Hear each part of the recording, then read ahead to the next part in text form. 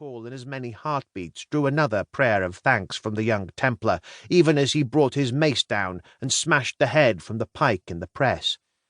Beside him, a man in a gleaming scale shirt suddenly jerked upright, arms thrust into the air and weapons forgotten, as a spear slammed into the gap beneath his arms, impaling organs and robbing him of life. Another thud. The gate groaned inwards a few more inches.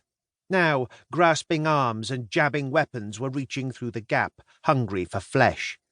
Mere moments remained.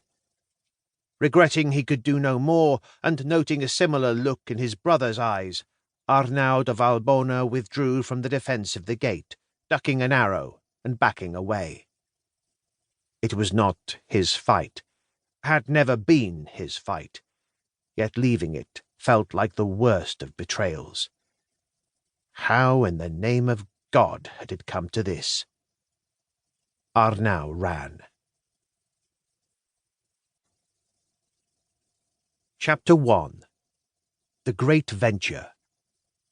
Levantine Sea, late November 1202. Arnau heard the call from the deck and nudged Ramon. "Land, brother. Must be Cyprus. Would that it were Outremer, the Christian kingdom of Jerusalem."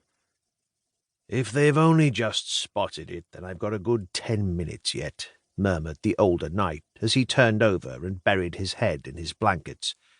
Arnau gave him a fond smile and left him, hurrying over to the ladder to clamber up onto deck.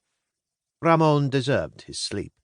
His squire had turned out to be one of the most perpetually seasick men Arnau had ever come across, and the older knight had spent much of every night on board performing both his squire's tasks and his own, as well as playing nurse to the young man. Let him sleep a little longer if he could. Arnau emerged into the bright afternoon light. His first image of the day was of young Sebastian, leaning over the rail, clutching his small wooden icon of the Virgin tight enough to make his hand bleed, and retching over the side, sounding like a hungry gull. The poor lad was so thin after weeks of this that he looked like a skeleton in black rags rather than a warrior of God.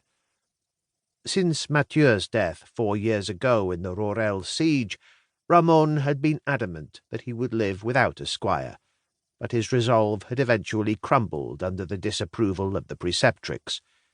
The rule of the order assigned every knight a squire, after all.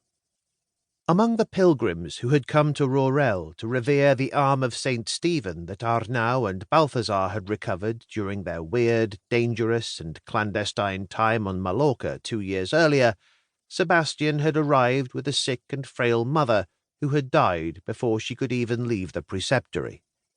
The boy had been lost, and, like some benevolent grandsire, Ramon had taken the boy on.